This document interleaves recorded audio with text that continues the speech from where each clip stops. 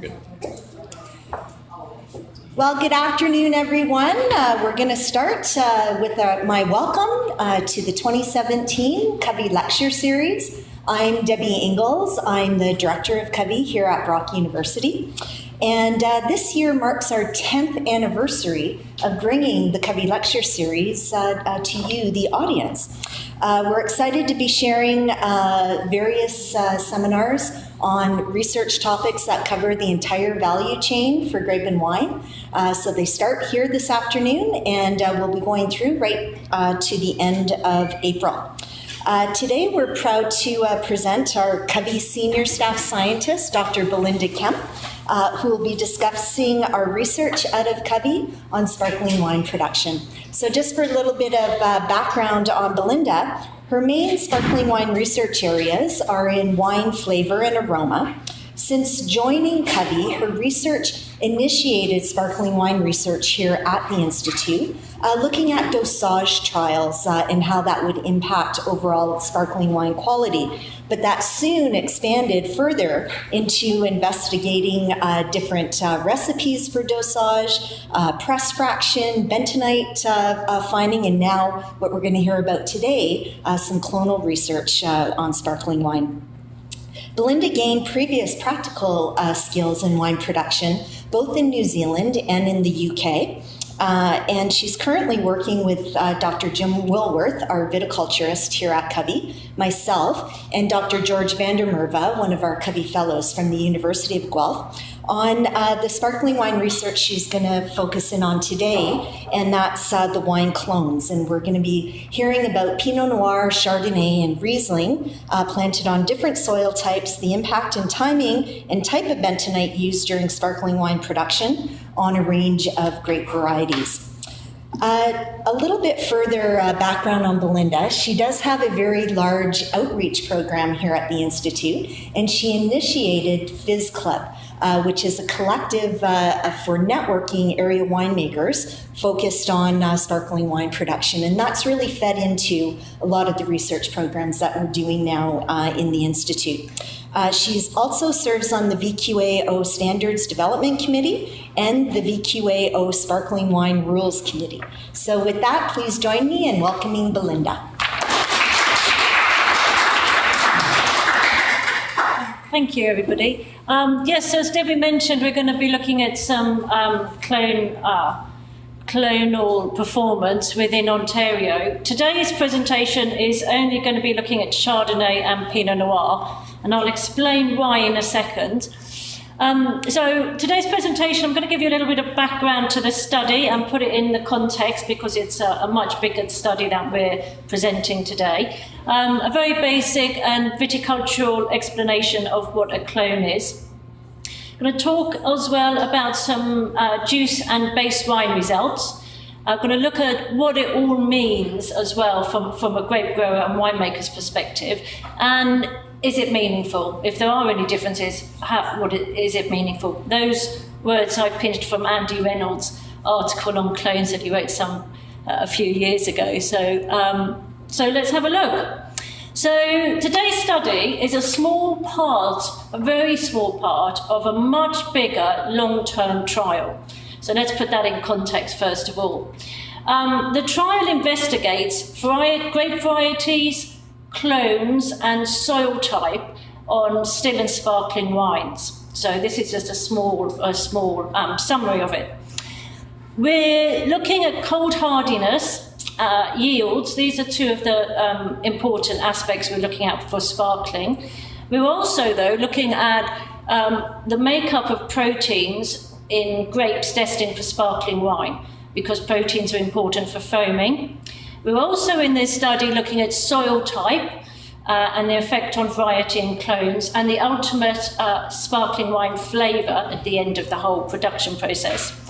And the other thing that I'm particularly interested in as well is if there are the flavour differences that we've observed in base wines, do they carry on? Do those clonal differences in flavour carry on into the finished sparkling wine? That's something else that we're also investigating. Of course, you can imagine that's an enormous amount of information, and we haven't got time to do all of it today. But we're going to give you a bit of bit of a tease, a bit of some of the information. So, use the definition of a clone in a viticultural text comes from the Oxford Companion to Wine, and this is from Richard Smart.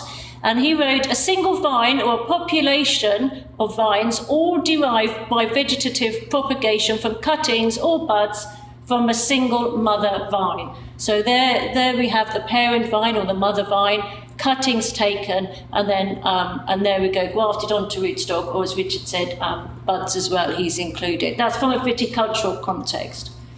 So why are we interested in clones? Well, for us, one of the top reasons is cold hardiness. And as far as we understand, Jim and I, when we've been talking about this, we can't find any work on clonal differences for cold hardiness at all. But if you do find any, do let us know. But we can't find anything at that level.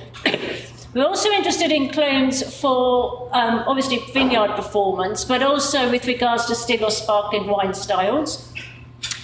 The other thing about clones is just because a clone of a grape variety performs in one way in one vineyard, in one region, it doesn't mean that's going to be the same if you transport it somewhere else. And that's very obvious from what I'll be presenting today.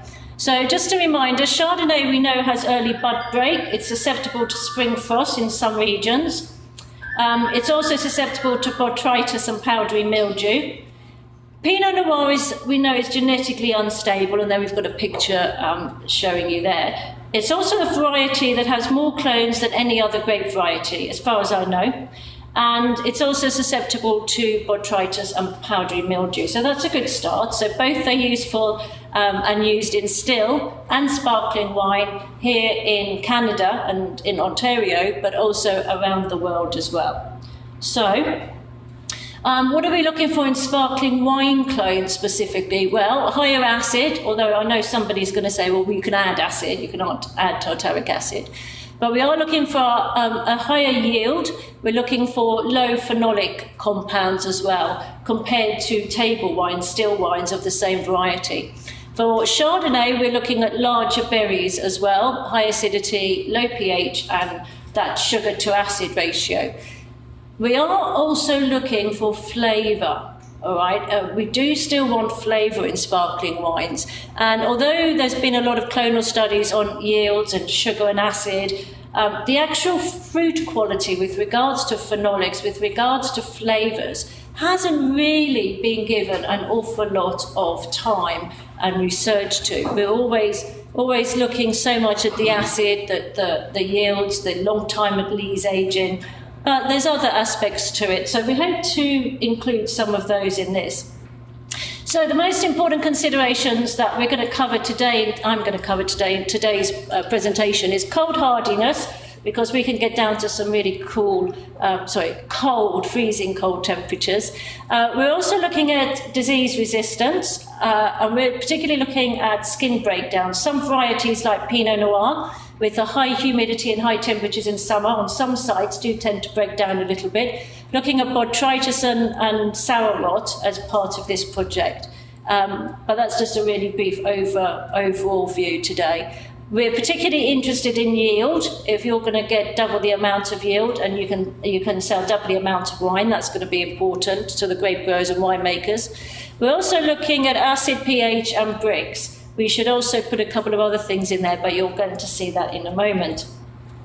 So these are all the Chardonnay clones that we're looking at. And by that, I mean that these are the Chardonnay clones that are being studied in the vineyard and for viticultural purposes.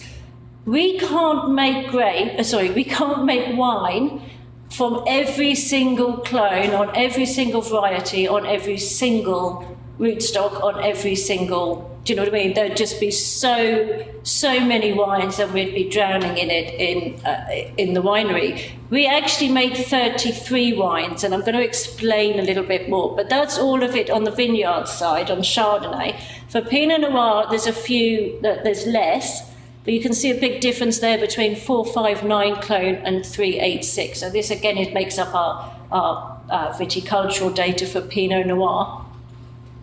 Now, we had to break it down, and for the winemaking, it's easier to gather all the viticultural data, but for the actual winemaking, we cut it down. So we made wines out of 95, clone 95, clone 548, and 127 and 128. And then we chose for the Pinot 459 and 386. And somebody's going to go, well, why? Why would you choose those varieties? And one of the reasons we did that is because we're specifically looking as well, a big part of this is on proteins. So we chose the clones that had the highest and the lowest level of proteins because we want to see if that has an impact on the foam in the final wine and the sparkling wine.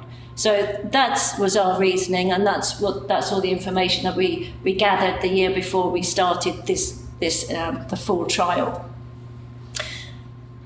So this is where the fun started then, well, that's all very interesting, but let's go back and trace where these clones came from.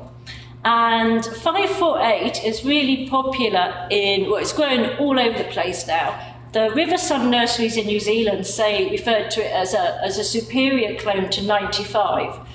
It's actually grown from Bulgaria to Switzerland to Australia, so in all sorts of climates. It is actually used more for still wines, but not everywhere. Again, what's more important is not so much the origin of where it came from, but where it's grown, the climates that it's grown, and what it's used for. So here we've got, when you look at the NTAV list of clones, we can find that it's really known for having high acid, early ripening, that's useful to us, smaller berries, and high sugar levels.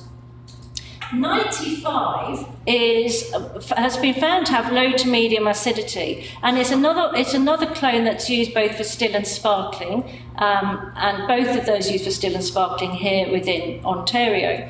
You can also see that the vigor is medium to high vigor. It's got high sugar. We may not want so much sugar because we don't want high alcohol in our sparklings. A medium bunch weight. Now these details are from the NTAV site, and that doesn't mean that this is what's going to happen when you transplant these varieties into another region. So at this stage we're looking at comparing it to the general activity that's been found.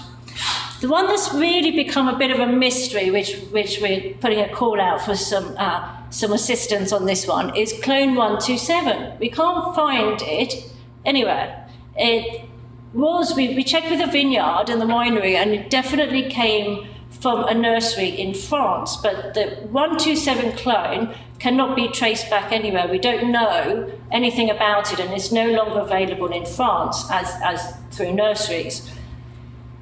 But we did find an Italian clone called SMA 127, which seemed a bit of a coincidence. The Italians gave it to the Californians, which was very nice of them, and it's very high in acid, and it's got a medium cluster weight, and it is used in sparkling wine in Italy. So whether the Italians gave it to the French gave it to the Italians, who then passed it on to the Americans, we don't know. We have absolutely no idea. So any knowledge or any information on that particular clone, we kind of assume as well that it should come from France, because the numbers 127 and 128 kind of sort of fit together, and we'll see that in a moment. But anybody who knows about clone 127 or its origins, please do contact him and we can solve it in the end. And of course the other clone is an NTAV listed clone 128, which has medium to high acidity. And again, these are what it's known for in France and through the NTAV. So our Pinot clones, well, for sparkling wines, the Champagne clones are capable of higher yields, or so the story goes in most regions. The Burgundian clones are known to have smaller bunches and generally higher sugars and lower yields than Champagne clones, or do they? See, in Ontario, this is where it starts getting interesting. So we can see here that 459 has medium acidity, it's known as, because we're sort of looking at a lot of acidity at the moment. And 386 has medium to high acidity. Again, that's what it's known for in other areas. What's particularly interesting, though, is 386 is also used or can be used for sparkling wine if yields are controlled. So it's very fertile, 386, again, according to the data, might not be in Ontario.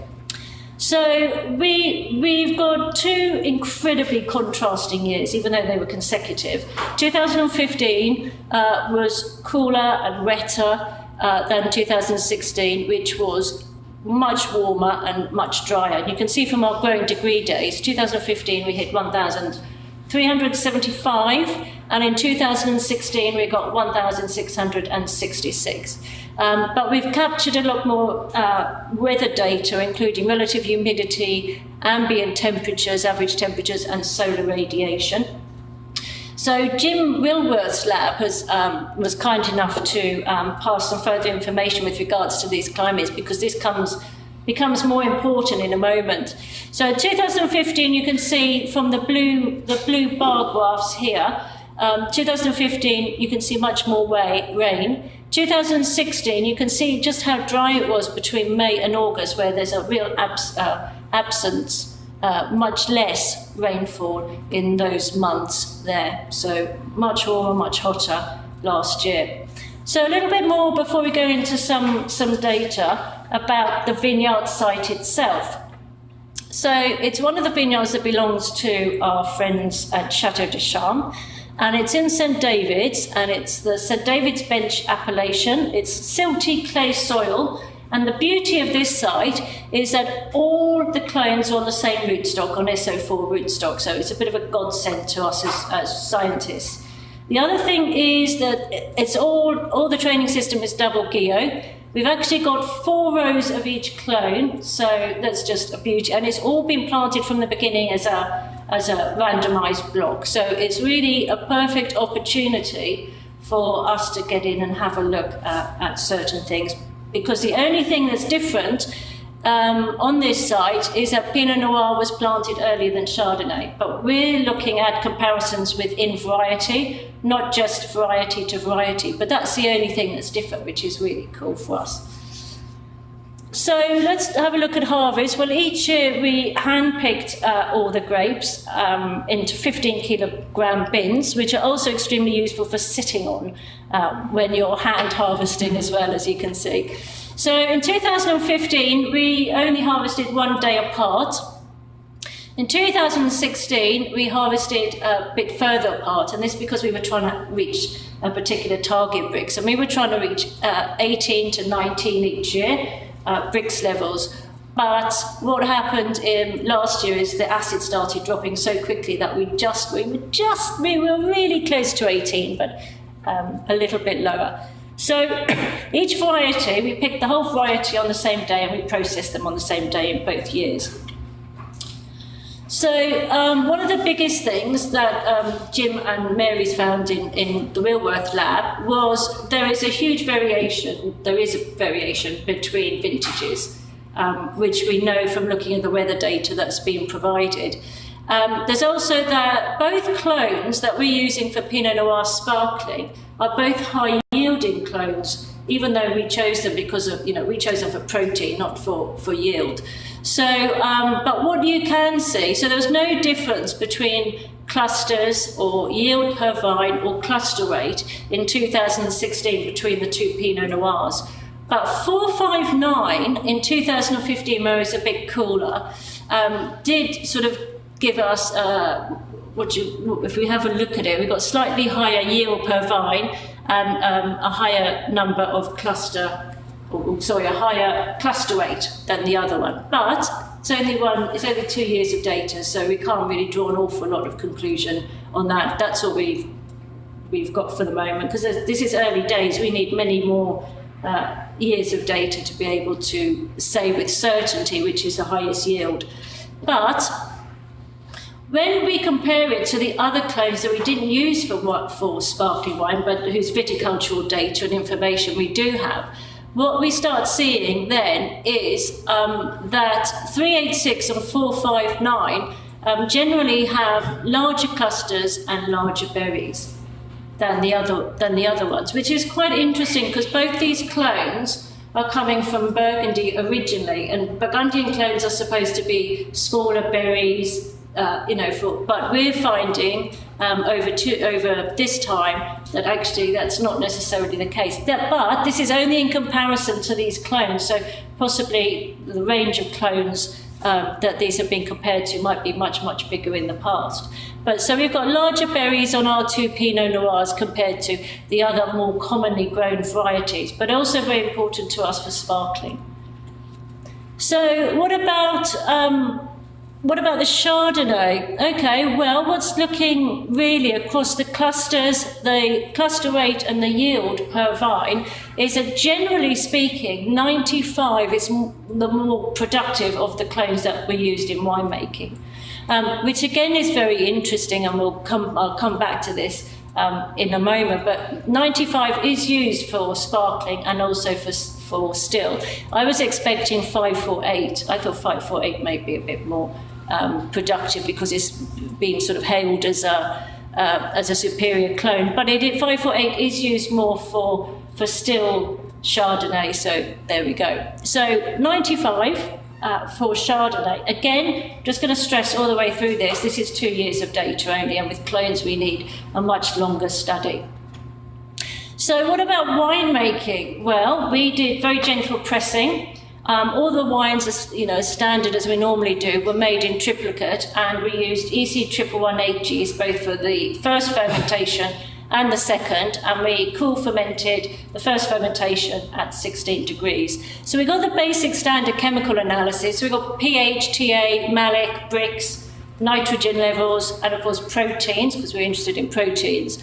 We did base wine analysis, a similar sort of thing, and alcohol, proteins again. The sparkling analysis, we're just starting. My colleagues, Stephanie Corder is one of our students, and she started work with me on that. And that includes a similar thing, but we're also looking at phenolics as well, and obviously SO2, residual sugar, and there's going to be full sensory analysis. So what do we have so far? Well, if we look at Brix levels between Chardonnay, for instance, there is definitely a vintage difference. You'll notice in Pinot Noir we came in a little bit short of our target of 18, and that again was because it was so hot and the acids were dropping that we didn't wait any longer, so we went out and got those. And you'll see there's not an awful lot of difference in 2015. Well, hang on, there is a difference between vintages, but the only one that's interesting to me is 95, because it came in a little tiny bit lower on Brix levels, but the other ones you can see, well, the vintage difference, that's a vintage difference to the Brix levels. So the other aspect we're particularly interested in is the acidity and pH. So if we look at the juice in both years, and that's straight after pressing, what we'll see again is a vintage difference. You can see the pH levels, not much difference between the clones, but there is again a slight difference between vintages, and that's one of the difficulties with 2 years of data. But what we do see is 127 and 128 in 2006, the hottest year, has slightly higher acid, only slightly. You can see 8.1 to 7.8. But yeah. So let's have a look at Pinot Noir, and here we have 459 having slightly higher acid in 2015 and slightly higher acid in 2016 as well. I thought 386 clone would turn out to have a higher acid. So far not. When we look at the base wine acid, you can see the tremendous difference between vintages. You can see that the green from 2015, where we've got nice lots of acid in there, and then the 2016 where really that's, in some cases, almost half, quite incredible. And the pH ranges. And there's statistical difference between the pH and the TA, but just wanted to show you the vintage differences in acid levels after that hot, dry year. So that's all very interesting, but we really want to get down into some further details and more important details.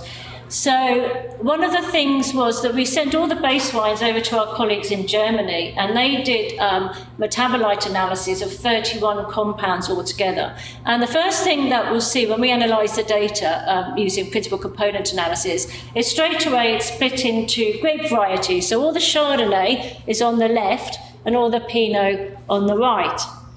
Fine, that's not unexpected. But then if we delve a little bit deeper, what we see is the top quadrant is where the 2015 Chardonnays are.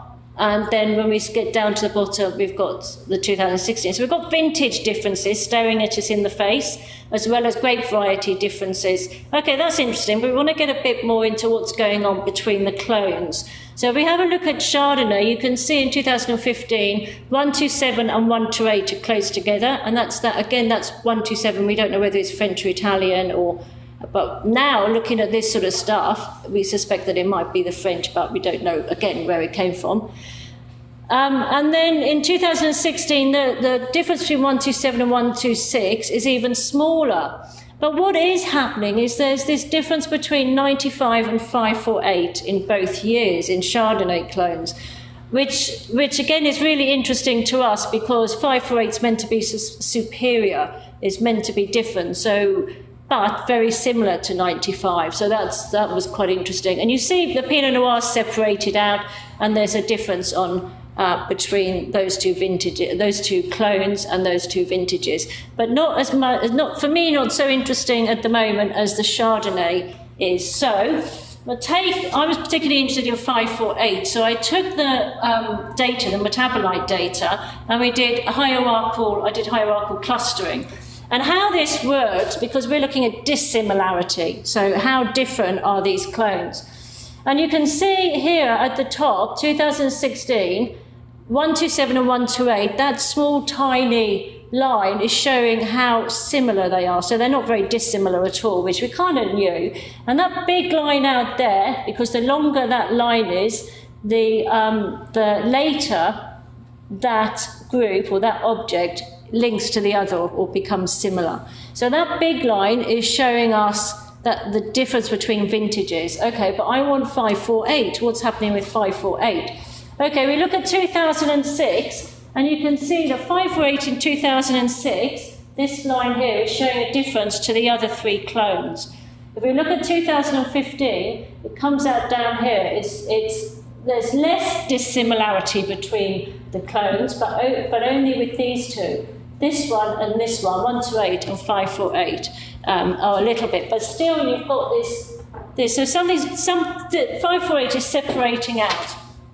The thing is with these as well is we did these very same base wines. We did an informal tasting at Fizz Club with 40 sparkling winemakers, and there's a distinct difference between all the clones, all the soil types, and all obviously, thankfully, all the varieties as well. But it's the clone flavour differences that are particularly interesting. And we want to see if they carry on to the sparkling wine and end up in the finished wine, to get a better understanding of what each of these clones can bring in terms of flavour to a blend, when people blend them all as well. So the other bit that Jim's been working on, which is really important, so we've got yield, we've got acidity for the sparkling in 1 year, we've got acidity for the sparkling, we've got the yield interest and distinct differences. One of the greatest and most important things for us in Ontario is cold hardiness. And Jim's been working on this, and he's finding consistent results. Now, this line across the top is the predicted, this is basically whether 10, 50 or 90% of grapevine buds will die. And you have to excuse me a little bit because I'm presenting this on behalf of Jim's lab. But the thing is that what's been showing consistently in the data that Jim and Mary have been working on, and I say consistently as in 3 to 4 years since it started, is that for Chardonnay, clone 95 is proving to be the most cold hardy of the Chardonnay vines. And if you look back, and if I just remind you, when we looked at yield earlier on, it was 95 in the Chardonnay clones that was giving us making that difference with regards to yield per vine. So at minus 16.9 degrees centigrade, 10% of the buds would die. There's a little bit of a difference in some of the others, but really we're looking specifically at that one for now. I think I had a look the other day when we were coming down. If we look at 1, 2, 96, yeah, we haven't made wine from that, but that's sort of not far behind as well. So let's have a look at Pinot Noir. Well, generally speaking, and this is just an example of one small piece of data, clone 459 is slightly less cold hardy than 386. Okay, so slightly less. But overall, the hardiest of them all, and we didn't make wine from it, we have done in the past, is 115, which is used for sparkling and still wines here. And we've used it in studies previously. We just haven't made wine from it this time because its protein content didn't fit into the low and high categories we were after. What's really, really important about this is, as I mentioned earlier, we know that there's a cold hardy difference between varieties. We wondered why one person's vineyard with a particular grape variety did really well, and the guy next door, his grape variety, same grape variety, didn't do so well. So we're starting to delve into this, and this is the first time that we're really starting to see that clonal differences do have an effect on cold hardiness. But I'm going to stress on behalf of Jim and Mary and myself and Debbie and everybody involved that it's still early days and we still need more data. It may or may not carry on following in this trend with cold hardiness, so we just have to make everybody well aware of that factor. Hopefully it will, but who knows. So when we look at I had to look at other regions and countries where these particular clones grow. And it's vast, from obviously Burgundy and Champagne, but there's been studies in Bulgaria, Switzerland, Italy, Australia, Canada in BC, New York, Long Island is another one, Oregon in the 80s, which had a massive impact on their industry, Michigan and California. But they're always different clones, pretty much. There may be one that each have in common.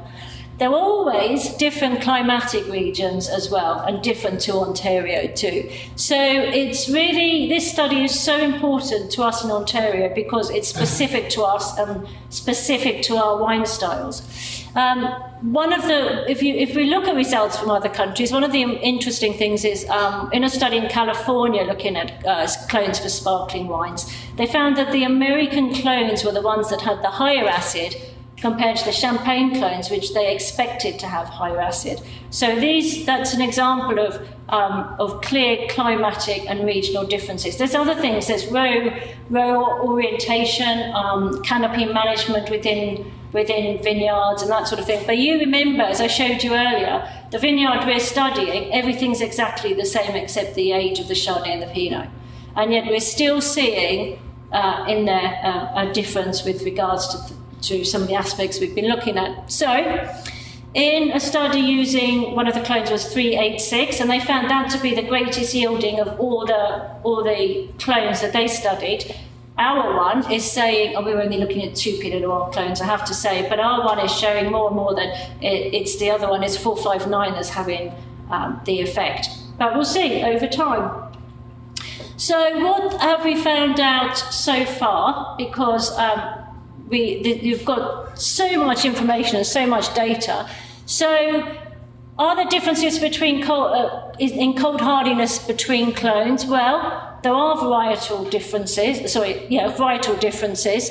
They do exist, but some of that will also impact bud survival and therefore yield. So, how those are closely tied together is also something else Jim's looking at. However, there's no consistent trend at all in terms of rot or disease or anything like that, so we're still observing that. Is there a difference in yield? Yes, there is. Yields vary amongst different clones in terms of cluster size, rate, yields per vine. Again, how much of that comes down to cold hardiness or some other aspect of the vineyard we'll be looking into.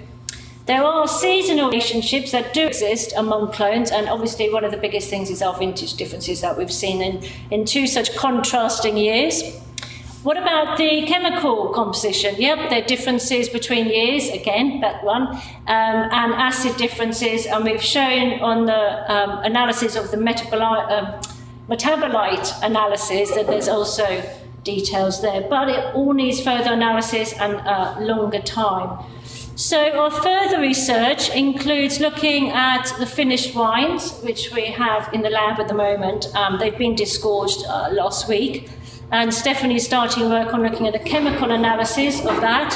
And then we'll be doing sensory analysis. We've also got to analyse the rest of the viticultural data from 2015. For 2016, we've already bottled them, so they're currently on lees at the moment. They were bottled in early January. We'll be disgorging and dosaging early next year, February next year. And the chemical analysis of the finished wines and the sensory. There's a lot more work to go into this until we have the full story with regards to proteins, with regards to flavour, with regards to yield effects, all sorts of things. So I'd like to acknowledge some of the people involved in this because it is a big long-term trial. So first of all, the Amafra Guelph Partnership for funding this, and Professor George van der Merwe, who Debbie mentioned, I was going to say Brock, but at Guelph. Chateau de Champs Winery is so important. The Bosc family and Amelie, the winemaker there, who have just been tremendously helpful with us during the course of this research and ongoing as well. Chufin and Lisa for their help with all my analytical samples I drop off. The vineyard and winemaking team seems to grow each year. Stephanie and Adrienne are currently working on aspects of this trial. Both Adrienne and Esther, it's important to mention, are both master students, and they'll be presenting more detail of their part within the clone trial at the Ontario Fruit and Vegetable Convention next week. So if you're interested more in this, do pop over and go and find them over there. Okay, our colleagues in Germany who did the Metabolite Analyses, and Fielding Estate and Melissa May for helping us both with bottling and disgorging. So before I finish, we have some references I can pass on to you. Any questions, ladies and gentlemen? Go on, Ed, you must have something to say. Belinda, what do you think is going to be the main driving factor that will identify the best clone for sparkling production? Like you've mentioned a lot of different factors that have to be taken into account. How are you going to pull that all together? How are we going to pull that all together? I like the wee bit. That's something Jim and I have been talking about as the data and the information gets bigger and bigger and bigger. And it might be some sort of modelling that we do when we've got all the yield data, when we've got all the viticultural data, where we've got the cold hardiness data. We can do it manually and go, well, this one had this, but it had this much. It's not as cold hardy, but it had a big yield in this year. But it's too simplistic to do that on something so big, and certainly if it's something that you're going to give information to people at. So I think we're going to look at a modelling system to take all those sort of things into account, including weather, rainfall, and that sort of thing. But we haven't actually nailed exactly down how we're going to do that modelling, but it's on our list of things to do. Anybody else? Yes. Was that 127 clone identified here, and you couldn't source it back? How did you determine it? Yeah, so the winery, luckily, Paul Bosc Senior and Amelie looked into it for us just last week. They traced it back to the nursery it came from in France, but it doesn't appear on any ENTAV lists. It doesn't appear on, and I've emailed them to ask them for information on it, and they haven't replied yet. It doesn't appear anywhere else. And one thing I thought might have happened is that in the European writing, sometimes their number 1 looks like a number 7. And I thought maybe over the course of 22 years or whatever it is that it was, 18 years, maybe that somebody interpreted the number 1, it was 121 instead of 127. But equally, I can understand why you would buy clone 127 and 128, and maybe that at some point they were together and originated in France, but at some point, for whatever reason, 127 dropped off the list, the ENTAV list, and it kept 128. I don't know. Or maybe they just gave it all to the Italians, and the Italians said, there you go, to the Californians. I don't know. So we are sort of trying to find out more about it. But we love little mysteries, but they're also relatively annoying as well. Yeah. Is Chateau de Champs the only vineyard in the region that has that clone? I don't know. Jim's looking into it. It's not as widely planted as the other ones. Jim's looking into it at the moment. Maybe Mary knows some more information. No, we haven't got anybody else to help us with it at the moment. And that's another thing I should say, actually. While we're focusing at the moment these clonal trials on sparkling on this vineyard, the whole clonal project is much bigger than that. And as I said, it goes on, but it involves other vineyards, other varieties, and other plantings. And so this is just it's not even a tip of the iceberg. It's a snowflake on the top of the iceberg of this great, big, huge project. Okay. Yeah. Do you ever see or expect to see clonal sensory differences when you're looking at the different varieties? Or is it more variety driven? It's usually more variety driven, and also so many make blends, but people blend them for specifically for that reason. But one of the things when we were looking into it, we were finding is from a marketing perspective, you can see things like 12 clones in a bottle called 12 or 13 clones in one area. You can see somebody else on their marketing and their wine label saying one single vineyard, one clone, and all that sort of thing. So there are those that do make it specifically for that, whether that is just marketing or because that is exceptional wine, I'm not sure. There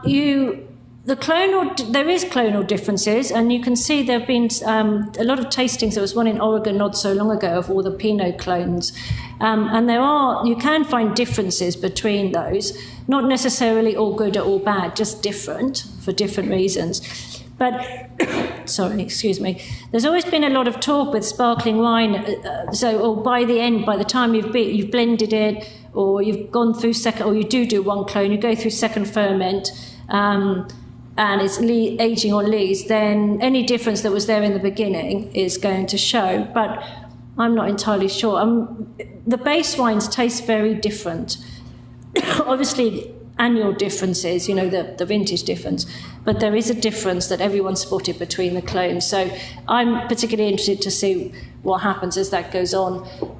And we're finding all sorts of things with the proteins, but Esther's busy writing that up, so that's her part of the project. So I haven't included any of that in today's work for the time being. This is just an overview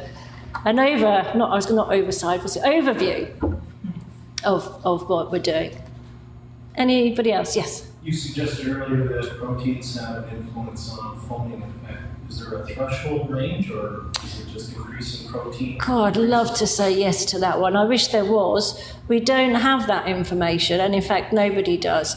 The optimum or the threshold range of how much we need and when it starts having effect, or indeed at what time, at what CO2 level, and what pressure that interaction and that works.